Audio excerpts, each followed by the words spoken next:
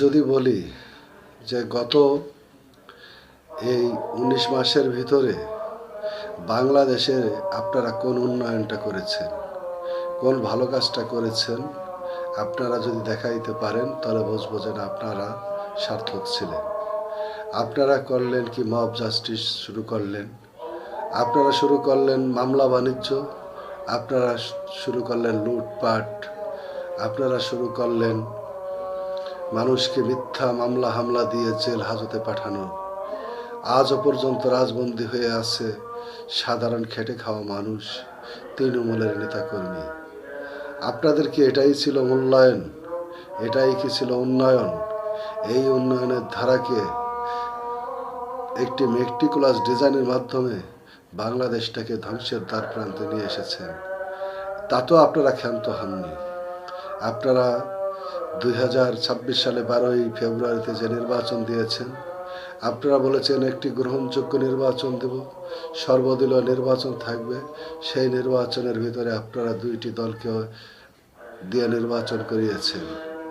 তাহলে আপনারা কি ভালো কাজটা করলেন আমরা জানতে চাই আপনার মাধ্যমে বাংলাদেশটাকে যে অন্ধকারের দিকে আপনারা রেখে গিয়েছেন, হয়তো সেই অন্ধকার থেকে উত্তরণ করা সম্ভব হবে কিনা জানি না।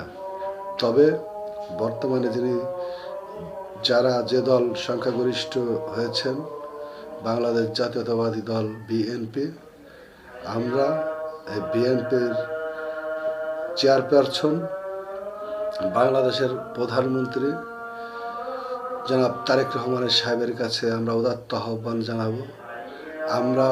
আহ্বান জানাবো যে পুলিশ হত্যা, ছাত্র হত্যা, জনতা মুক্তিযোদ্ধাদের যে গলায় মালা দেওয়া, বিভিন্ন ভাস্কর্য ভেঙে দেওয়া,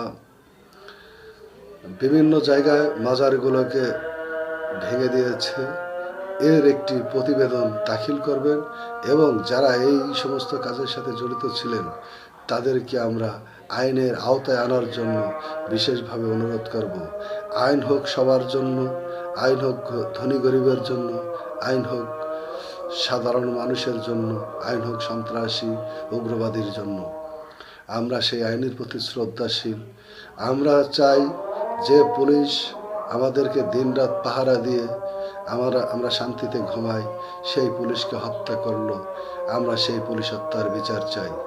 আমরা বিচার চাই মুক্তিযোদ্ধাদেরকে লাঞ্ছিত করা হয়েছে, সেই মুক্তিযোদ্ধাদের যে লাঞ্ছিত করেছে তার বিচার চাই।